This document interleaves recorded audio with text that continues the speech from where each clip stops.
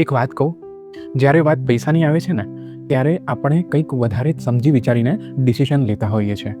અને કદાચ એ ખોટું પણ નથી, કારણ કે પૈસા સાથે ખાલી પૈસા જ થોડી જોડાયેલા હોય છે. પૈસા સાથે આપણી મહેનત જોડાયેલી હોય છે, આપણે કરેલી કાળી મજૂરી જોડાયેલી હોય છે, અને એનાથી વધારે આપણા ફેમિલીની સેફટી અને આપણા ફેમિલીનું ફ્યુચર પણ તો જોડાયેલું જ હોય છે ને. પણ ઘણીવાર મનમાં બસ એક જ વાત ચાલતી રહે છે કે આ ડિસિઝન લીધા પછી મનમાં પછતાવો તો નહીં થાય ને.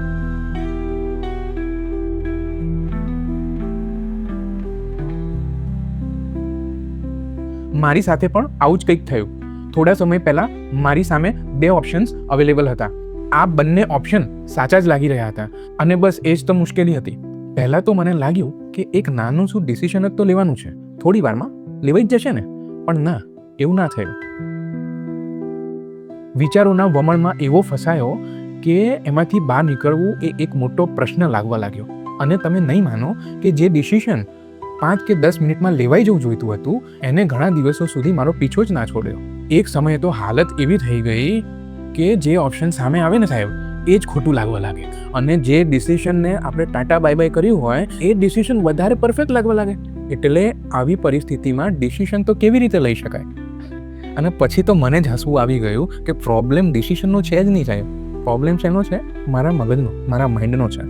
એક બાજુ મારું મન કહેતું કે આ વર્ષે જે બોનસ આવ્યું છે ને કંપનીમાંથી, એમાં હોમ લોનનું થોડું પાર્ટ પેમેન્ટ કરી દઈએ તો શું થશે કે થોડી ઘણી જવાબદારીમાંથી છૂટા થઈશું. જે પણ થોડી ઘણી જવાબદારી ઓછી થાય, કે જે પણ લોડ ઓછો થાય. પણ બીજું મગજ કહેતું કે ના, એ જ પૈસાને આપણે ઇન્વેસ્ટ કરી દઈએ તો કેવું રહેશે? કારણ કે આપણી આજુબાજુ માહિતીનો ભંડાર પડેલો છે. યુટ્યુબ લઈ લો, ઇન્સ્ટાગ્રામ લઈ લો, ત્યાં જ મેં કોઈક ફાઇનાન્શિયલ ઇન્ફ્લુએન્સરનો વિડીયો જોયો. હવે એ વિડીયોમાં કહેવામાં આવ્યું હતું એ પ્રમાણે જો આપણે હોમ લોન ભરી દેવા કરતાં જો એટલા જ અમાઉન્ટની એસઆઈપી કરી દઈએ તો ફ્યુચરમાં જેટલું ઇન્ટરેસ્ટ આપણે હોમ લોન ભરવામાં જતું હોય ને એના કરતાં પણ બમણું કે 3 ગણું રિટર્ન મળી શકે છે. અને લોંગ ટર્મનું વિચારીએ ને તો કદાચ આ જ વધારે સમજદારી ભર્યું ડિસિઝન લાગતું હતું. હવે તમે જ મને કહો કે તમે મારી જગ્યાએ હો તો શું કરો? કારણ કે લોજિકલી તો બંને ઓપ્શન્સ મને સોલિડ જ લાગતા હતા, અને એટલે જ કદાચ સારું છે ને ડિસિઝન લેવું ટફ લાગી રહ્યું હતું. કદાચ પ્રોબ્લેમ એ નહોતો કે કયું ઓપ્શન સાચું છે, પ્રોબ્લેમ એ હતો કે બંને જ ઓપ્શન સાચા લાગી રહ્યા હતા.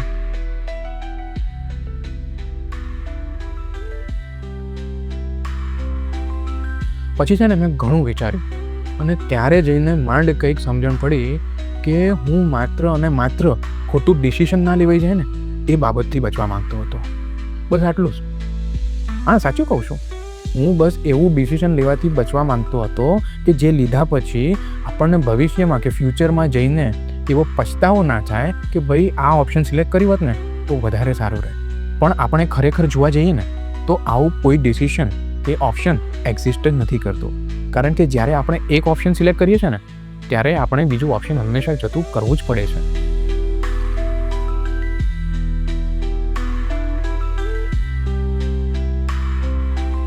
પછી છે ને એક વાત પર ધ્યાન ગયું કે આવું માત્ર પૈસા બાબતે જ નહોતું. મારે કોઈ નવી વસ્તુ ખરીદવાની હોય, કે કોઈ ઇન્ટરનેશનલ ટ્રીપ પ્લાન કરવાની હોય, કે પછી કોઈ મોટું ડિસિઝન લેવાનું હોય, દર વખતે સ્ટોરી તો એ જ હોય છે. માત્ર ઓપ્શન જ બદલાતા રહે છે, પણ માઇન્ડમાં સવાલ તો એનો એ જ રહે છે, આના કરતાં બીજું ઓપ્શન વધારે સારું તો નથી ને? અને સાચું કહું, ઘણીવાર જવાબ શોધવામાં એટલો સમય નથી જતો જેટલો સમય બીજા ઓપ્શનને ના કહેવામાં જતો રહે છે.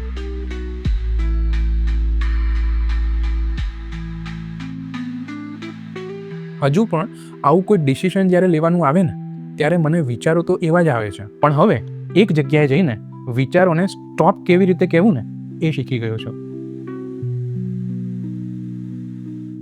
કારણ કે હવે એક વાત બરાબર સમજાઈ ગઈ છે કે દરેક ડિસિઝનમાં કંઈક મળશે અને કંઈક જતું કરવું પડશે. પણ આ જે ડિસિઝન લેવાની પ્રોસેસ છે ને સાહેબ, એને અવોઇડ તો નહીં જ કરી શકાય. તમારી સાથે પણ આવું થાય છે? 2 ઓપ્શન્સ હોય, બંને સાચા લાગે, અને પછી નક્કી જ ના કરી શકો કે કરવું શું.